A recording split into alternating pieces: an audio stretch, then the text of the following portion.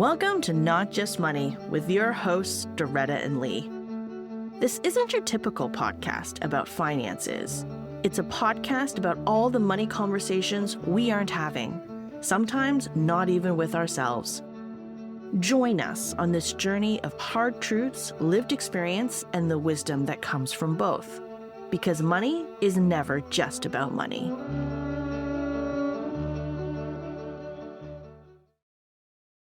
Hey Lee, ready for today's deep dive into the meaning of, or maybe I should say the philosophy of enough? Or is your brain frozen along with the entire city? I think my brain and the rest of me is thawing with the rest of the city, and I have a very large cup of hot water beside me. It's super Asian of me. For our listeners, we're recording this in the aftermath of the enormous snowstorm that's been wreaking havoc in the Golden Horseshoe and down through the US. Polar vortexes, lake effect snow, and then the schools were all closed.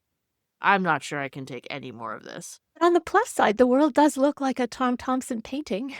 I mean, there is that, but skiing with my shoes to pick up my daughter from the bus stop, I really feel like sometimes a nice snowfall neatly framed in oil hanging on my wall is preferable. The snowbank in front of our building is over my head. I mean, you're not that short, so that's quite a big snowbank. But yeah, I'm very ready for this discussion. I know that you and I have had many conversations about this over the years. Like, how much is enough? Is there ever enough? What does enough even mean? You know, why so many of us are just not capable of putting the brakes on the constant search for more, even when we have enough, and more doesn't even make us happy. Yeah, and I gotta put a warning out for people who are listening. I have a feeling that this is one of those episodes where we kind of get very existential. I don't even want to say somewhat existential because the conversation about what we're covering is exactly that. It's deeply philosophical. It's very personal in a way. So, Yeah. Doretta, where do we start? I'm going to start with something we've never started with before, even though I've wanted to. But this time you will not talk me out of it. God, this is me rolling my eyes right now. And this is me ignoring you completely. I'm going to start with a short poem that Kurt Vonnegut wrote about his friend Joseph Heller. And for those of you who don't know, Heller and Vonnegut were two of the most important American novelists of the 20th century. They wrote really important books. They got made into really important movies. And I highly recommend that you read them both, and we'll give you some links with some recommendations. Heller's most famous book is Catch-22, and it's mentioned in the poem. The Modern Library ranked it number 7 on its list of most important novels of the 20th century. It's also on the list of the American Library Association's banned and challenged classics. And that's all I'm going to say about that. I mean, to be fair, I have not read it, but now that it is a banned book, I need to go out and buy it because, Doretta, as you know, once a book gets banned, I need to own a copy. It's been one of those things that I've been doing for years because I feel like when you get rid of things that are controversial in a way to make you think, you lose something. And so I'm going to be one of those people that owns a list of banned books. Side note. Well, Catch-22 is a weird one because it's been on tons of university courses and all that kind of stuff. Like, it's a really important book. Anyway, to get back to enough, if you Google the word enough, this story about Heller and Vonnegut will probably come up, and it comes up in all kinds of guises. Inspirational speakers like it. Some of them say that they overheard it or that they heard it from someone who overheard it or whatever. Probably not true. It is one of those stories that grew legs like good stories do. And it's actually a poem that Vonnegut published in the New Yorker in 2005, which was not long before Vonnegut died. And, 7 or 8 years after Joe Heller did. It was one of the last things that Vonnegut published. So here it is. The poem's title is Joe Heller. True story, word of honor. Joseph Heller, an important and funny writer, now dead, and I were at a party given by a billionaire on Shelter Island. I said, Joe, How does it make you feel to know that our host only yesterday may have made more money than your novel Catch-22 has earned in its entire history? And Joe said, I've got something he can never have. And I said, what on earth could that be, Joe? And Joe said, the knowledge that I've got enough. Not bad.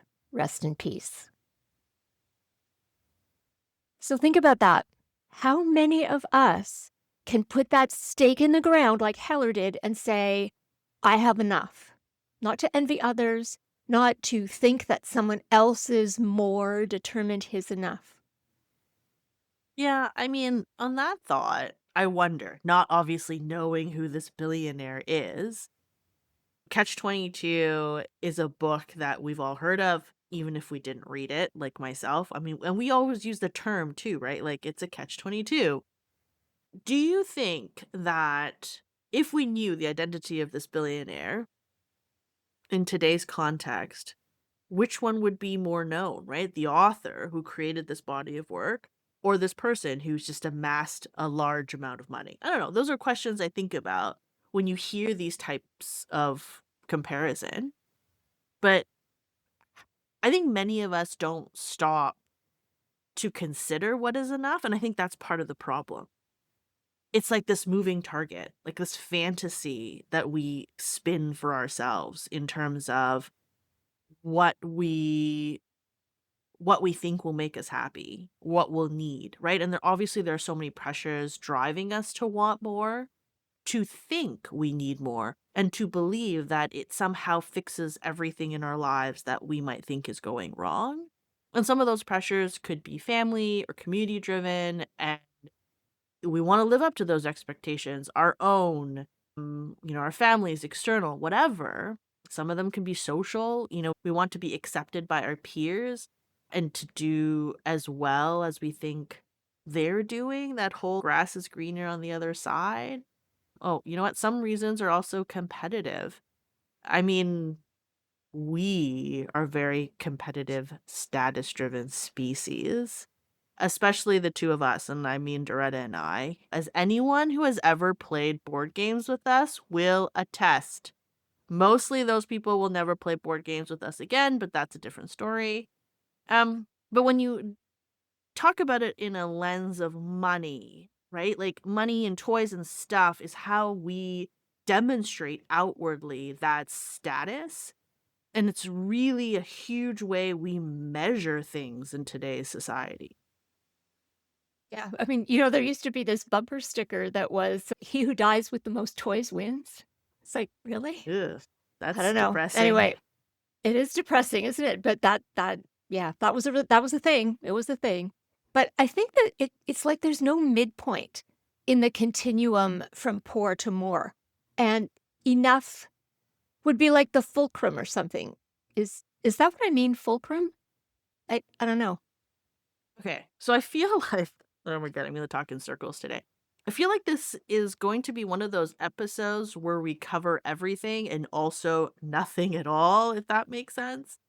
And let me be rhetorical for a minute and ask you a counter question to your question.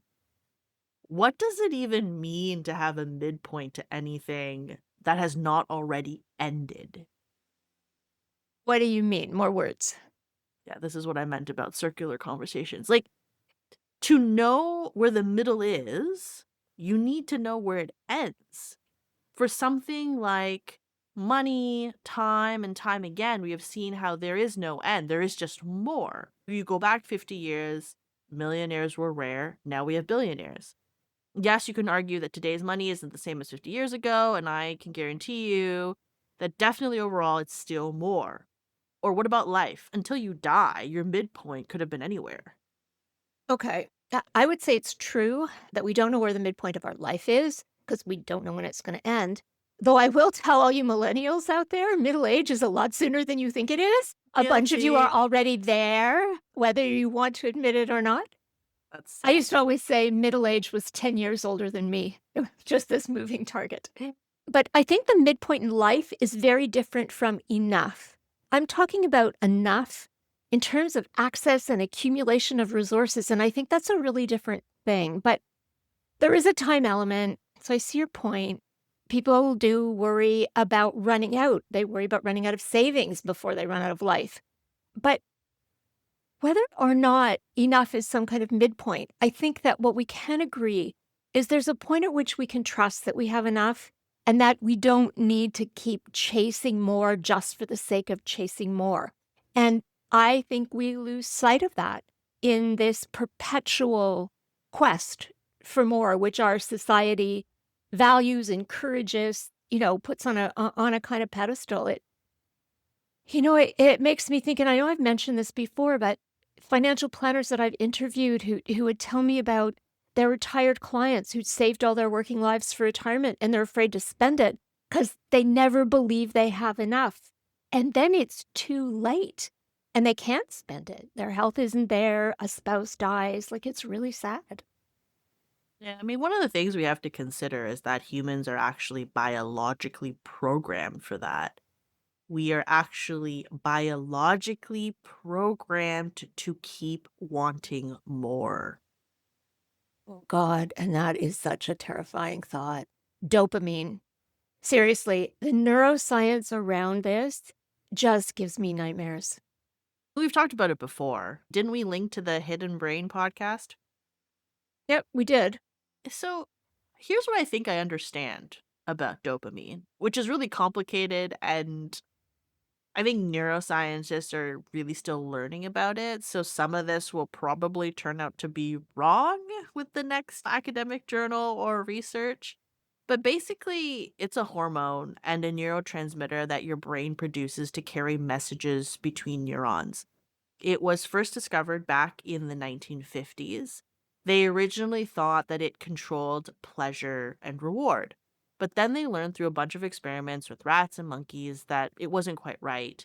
It's about the brain's reward system for sure, but what it rewards isn't pleasure.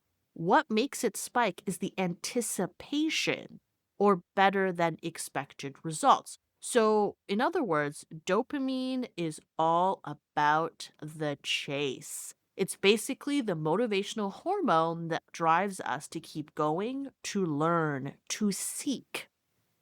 Yeah. So basically, dopamine is the brain chemical that makes us want. And it's interesting because all animals and birds and lizards and fish and all that kind of stuff, they all have dopamine, but nobody has as much dopamine as humans do, which is kind of interesting. But you can see how that would be evolutionarily seriously advantageous. I mean, as a species, we don't quit. We seek, we learn, we get better at things. And that means we stay warm and we make better and better tools. And then we learn to grow things. And the next thing you know, we're building cities and satellites and artificial intelligence. So it wasn't the opposable thumb. Maybe the opposable thumb combined with dopamine. You know how nature likes to experiment with all kinds of different things. Maybe there was some species with lots of dopamine but didn't have opposable thumbs, so Yeah, they're gone. I don't know. I feel like I've been lied to all these years to think that it was just because we had thumbs.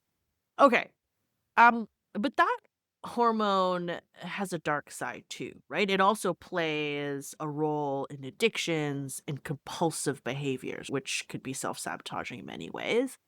And back in the day, dopamine kept us alive and learning through terrible times. It keeps you looking, keeps you perfecting your tools, like you mentioned, keeps you alert and ready, but it doesn't know when to stop.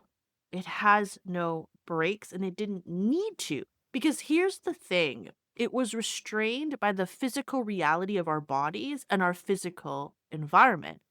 I mean, think about it. Hunting in Great Plains probably took a lot of energy. And, in our contemporary world of plenty, and for most of us, we do actually take the fulfillment of our basic needs for life for granted. But our brains are still our brains, and we still want more. We still want that dopamine hit of the chase. And that includes that perpetual seeking of more.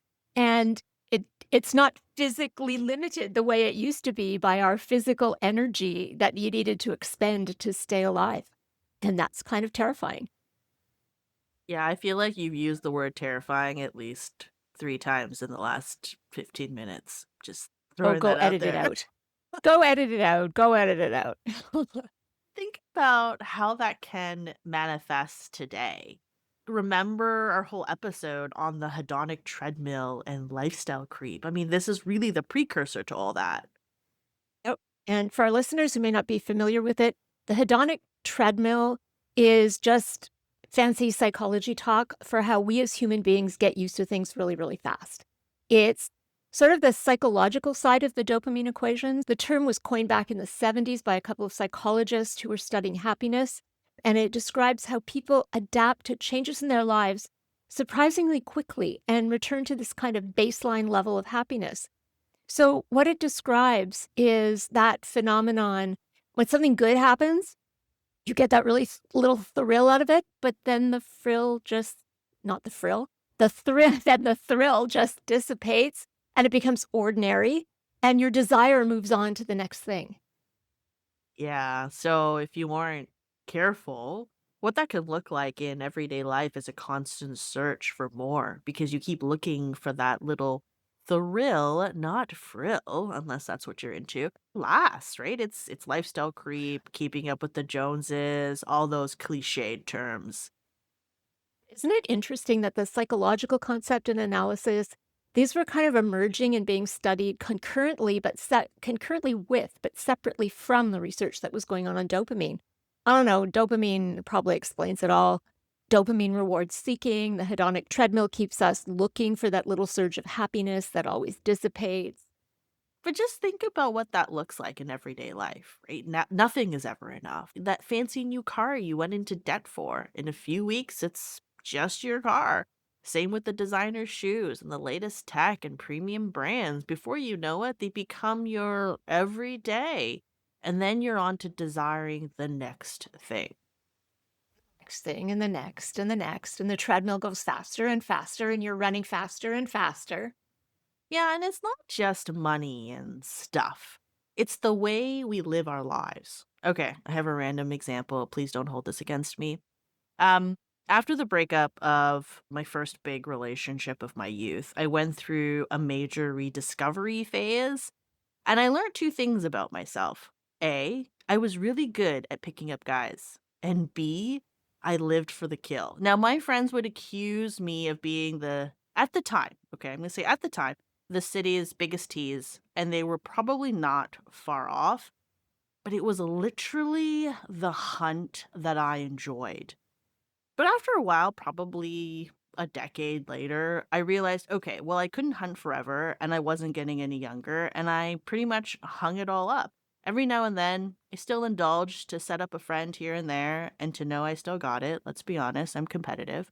But generally, I have no FOMO because I've lived that part of my life. So when I made the choice to settle down and just be with one person, it was so liberating. I didn't need more anymore. I had enough. Now, whether or not that epiphany came because I lived to the extreme on one end, and money might be different because living as a millionaire and going back to middle class may not be the direction you'd appreciate. Is that the characterization of your marriage, going from millionaire to middle class? No, no, okay, sorry, and my husband is 100% listening to this right now. I meant the abundance part, not the quality part. Sheesh. Okay, but actually hold on to that thought, quality and abundance, because actually it's really important. Here's the thing, the constant search for more, whether it's money or stuff or conquests, it actually doesn't make us any happier. Yeah, I can attest to that, and honestly, if you're all caught up in wanting the next thing, it doesn't end, and I think that's the point that we really want to make here. And that, my friends, is why if you think the only thing that will make you happy is more money, you're wrong. If you're not happy now, more money won't get you there. Go back and listen to our episode on lifestyle creep. And there's actually another response to that driving force for more. It can actually burn you out completely. It can hijack it. Actually at a sort of neurological level, it can actually hijack your dopamine system and just completely rob you of motivation. Heard that. So, In China, there is this whole generational phenomenon named tangping, meaning to lay flat. Actually, for me, I'm going to use the word terrifying in this case because it's something that I find scary, but also extremely depressing. Like all these young adults who went and got a first rate education, came home and decided that they were never going to achieve what they were promised as youth and simply just gave up to lie flat. And for me, it makes me so sad because these are people who still, not just had, still have their whole lives ahead of them. And now it's like, how can you ever feel a sense of accomplishment when that goalpost is always moving? So there you have it, a choice between an ever accelerating treadmill and total apathy. Like where do Okay. you go from one end to the other?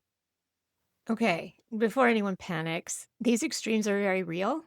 And if you're like me, you will probably recognize the implications. You may even recognize some of your own experiences or even be living some of them right now.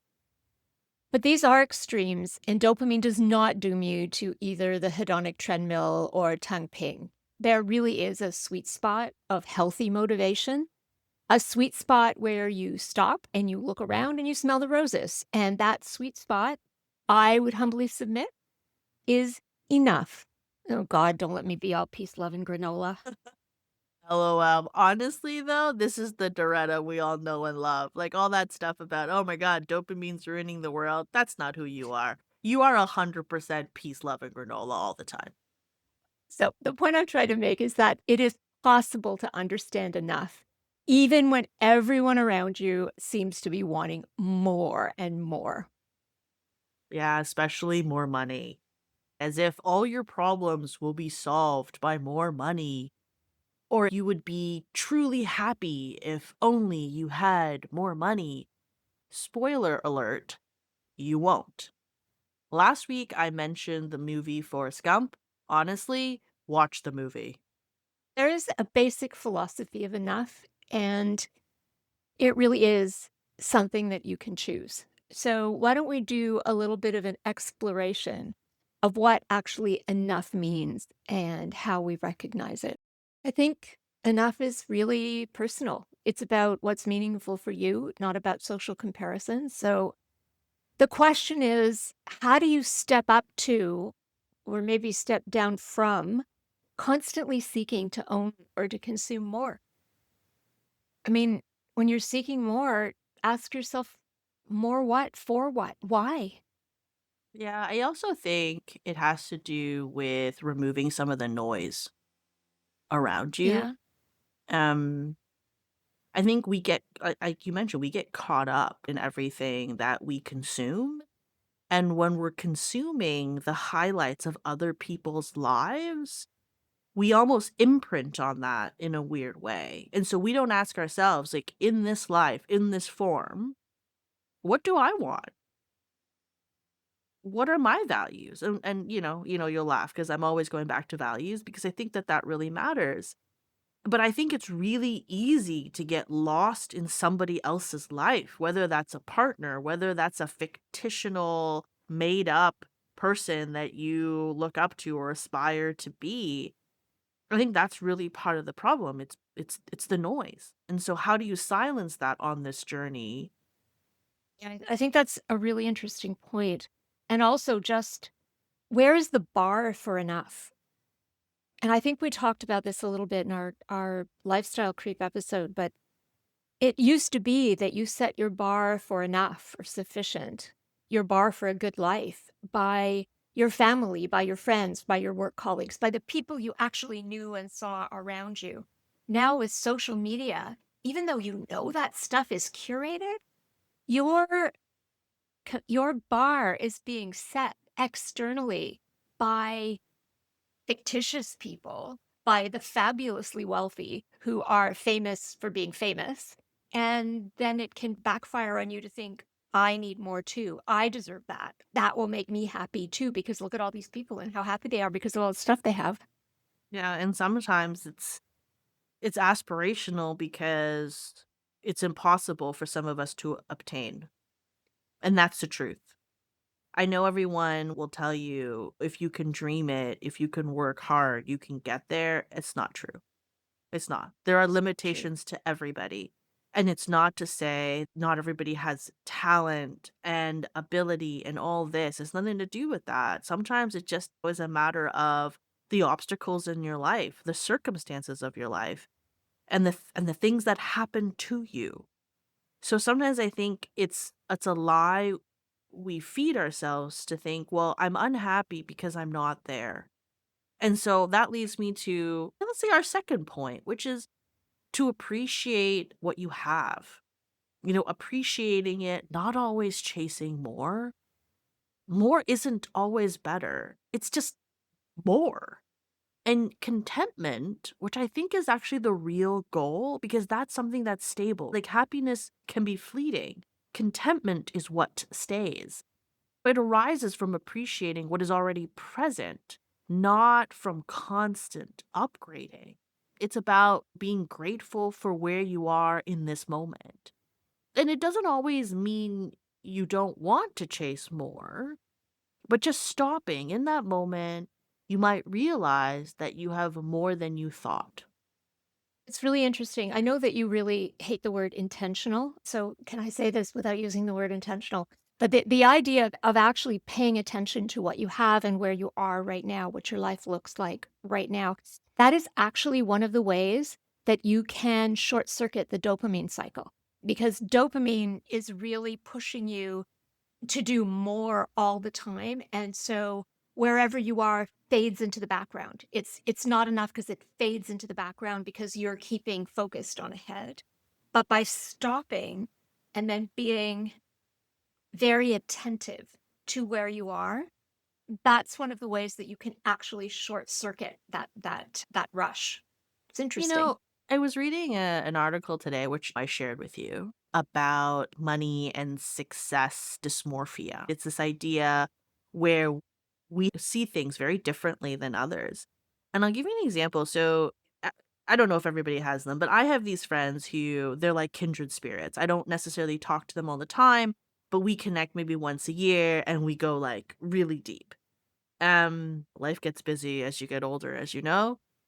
And I was talking to I call him my brother, we're not related, and I hadn't talked to him for a year. I sent him a whole list of things that I've been up to, family-wise, professionally, all this, and I don't know, like, that week, I was feeling very unproductive, like, "Oh my god, what am I doing with the rest of my life? Where am I going?"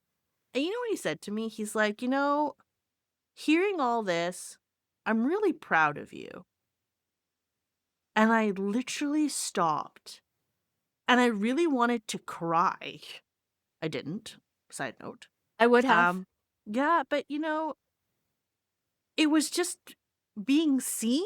I don't know, that sounds so strange, but, like, being seen in that moment of all the things that I was working on or trying to accomplish and doing and having someone just say, "Yeah, good job. That's a lot." And then you recognize that in the moment. You're like, "Yeah, okay. You're right." Yeah, I think sometimes being able to step back and look at where you are objectively or try to see yourself through somebody else's eyes, we are so hard on ourselves and we don't acknowledge our own successes. I mean, you Mhm. always say you got to celebrate the wins, you got to celebrate all of them, the little ones. And I think it's true. But part of that is being on that treadmill and that constant search for more. You never take the time to enjoy the process and really appreciate what you have accomplished, where you are, what the world looks like right now. And I'll tell you, life's a limited resource. It is not infinite. Your time isn't infinite. So taking the time to actually focus on what you value. God, never mind peace, love, and granola. It's really hard to not to fall into, you know, a lot of cliches around some of this stuff, but they're cliches for a reason. That there's real truth in these things about stopping to smell the roses and appreciating the beauty that's around you. It's a real thing. It's like my Chinese proverbs, right? Like there is truth in those, and that's why we have them. Um, okay, Yep. what's next? You wanna share next one? Maybe maybe living sustainably. I think that's something that maybe some of us should think a little bit about more. That we also in our decisions to buy and acquire and stuff like that, there's a social responsibility there, which is becoming more and more and more apparent with climate change and all that kind of stuff. And sometimes it can actually make you feel good about your decisions when you realize that maybe you're not doing that just to save money or whatever. You're doing that with a very real purpose. That's a good one. Okay, let's see. Be self-aware of your desires.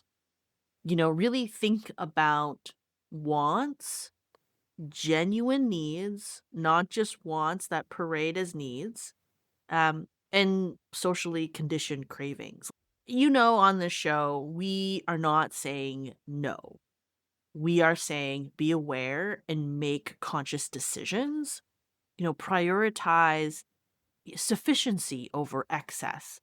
What is generally for you and not for you to show others. I always love this idea of asking, would I want this if no one else knew I had it or ever found out about it? I love defining desire that way. Is it for me or is it to showcase that I have? That is such a good one about just why am I doing this? If it were invisible, would I still do it? I think that is such a good test. I really do. Yeah. I would say another one is just the whole competition thing. Like, stop comparing yourselves to other people. I mean, why are you doing it?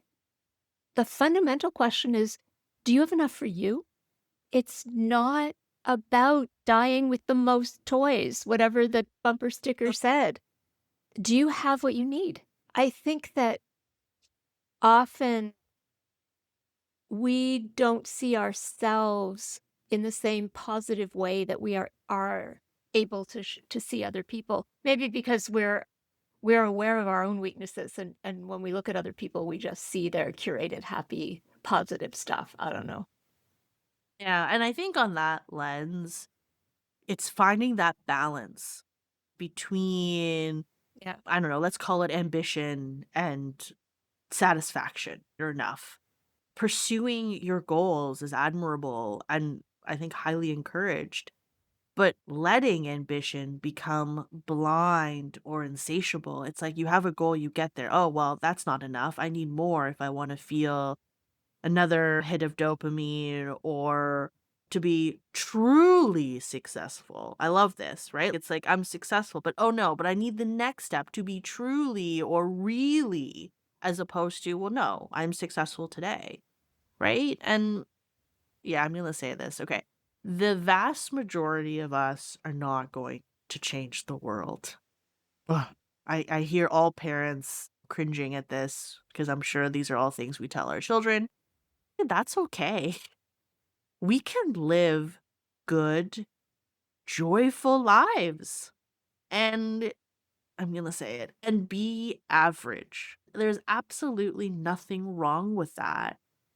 And sometimes, as Doretta mentioned, how we see ourselves is totally different than how others see us. One of my biggest fears when I was young was to be average, and then here I am. And I think my life is pretty average, but to some other people, they'll be like, no, your life is definitely not average. To others, they'll be like, wow, your life is really pedestrian. Who knows, right? It's all about that scale of comparison that we get stuck on. But at the end of the day, life is short. It's a finite resource. And we don't know just how finite until it ends.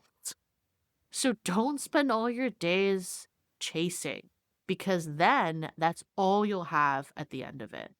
Basically, the philosophy of enough is about consciously and deliberately stepping away from this kind of mindless pursuit of more. And it's not about giving up, okay? It's not about stagnating. It's not about quiet quitting. It's not about laying flat, okay? That's not what it is.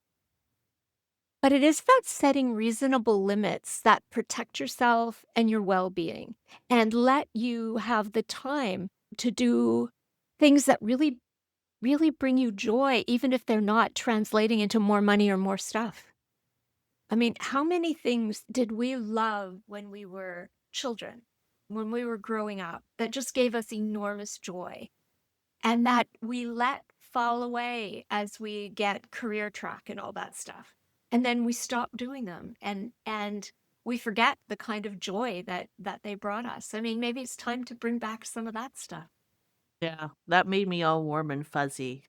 I'm not gonna lie, but it's true though. Like you're absolutely true. It's like we forgot to enjoy the little things. And by little things, I mean the big things. And so as we got older, we just decided that we needed more and more to fill these gaps when we've always had them. As again, cliche as that sounds. And I would add a couple of things to that. I think checking in with yourself and sitting in silence and asking, is this who I want to be? Is this where I want to be? Doretta's always telling me there's two fundamental questions in life: who are you and why we're here? And I think that's really at the core of it to living a life of enough. And Doretta mentioned this, celebrating the small things. Look for joy, check in with yourself, and see if you are happy. I know it sounds silly, but sometimes we chase because we don't know what our happiness means and what it looks like. And we think that if we keep chasing, it will come to us in the next corner. The truth is, if you can't define your happiness, it can't be waiting for you.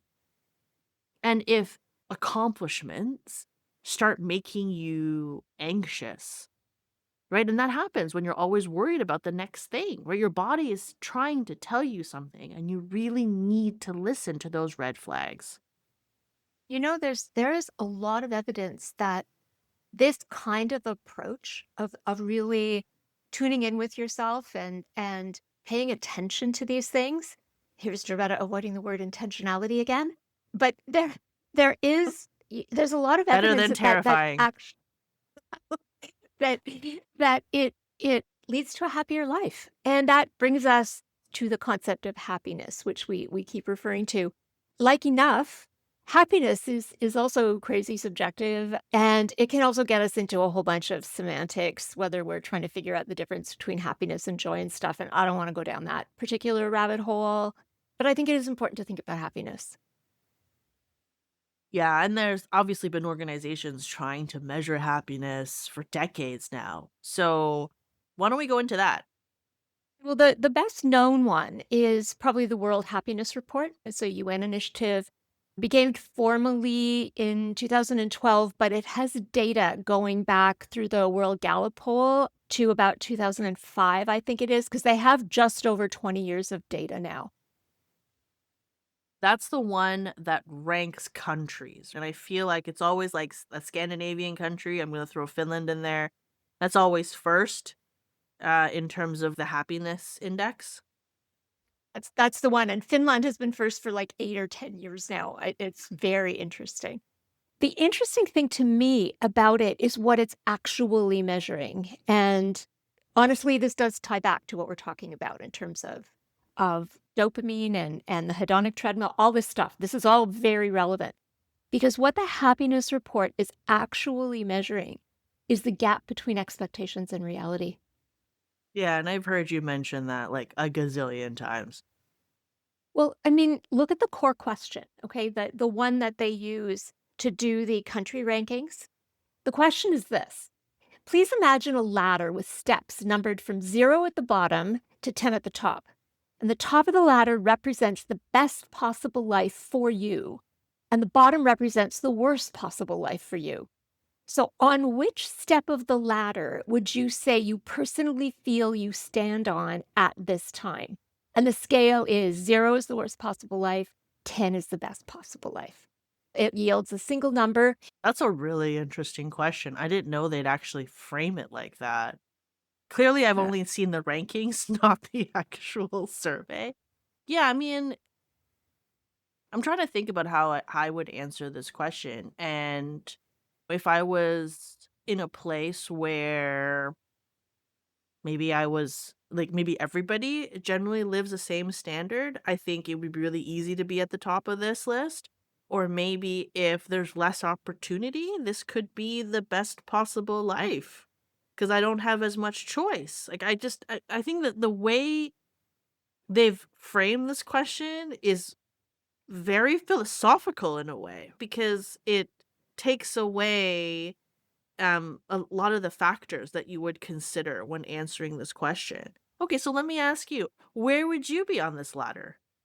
I would be pretty darn high on this ladder, Okay, to what's be perfectly high? What's honest. high? Are you talking I about I like a mean, I would 10? be I would be pushing up 9, 10. I think I am pretty happy with where I am with my life right now. For a Um, possible life. So what if I think, so oh, now I'm gonna show my stripes here. Because if I think my life will be better next year, would I pick a lower number? I don't know, would you? Like, it's I know it raises a lot of questions, and, they do look at a lot of other objective data and all that kind of stuff. This is just the key question. But I'll tell you, if you think about it in terms of just the day-to-day joy in your life, are you doing things that make you happy and stuff like that?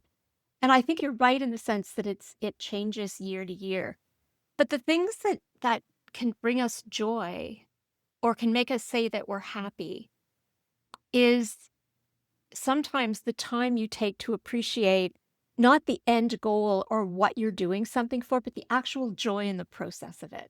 I mean, and I will give you an example, which is kind of a silly example, but I have started in the last 5 weeks, 6 weeks, something like that, teaching myself watercolor painting from YouTube videos. And I was quite artistic when I was very young, but it was clear there were no careers in direction and stuff like that, and I just didn't do any of that. I did take some drawing lessons for a while, maybe 10 years ago, and I remember my daughter saying to me at one point, "Why don't you go back and take drawing lessons? You were so happy when you were taking drawing lessons."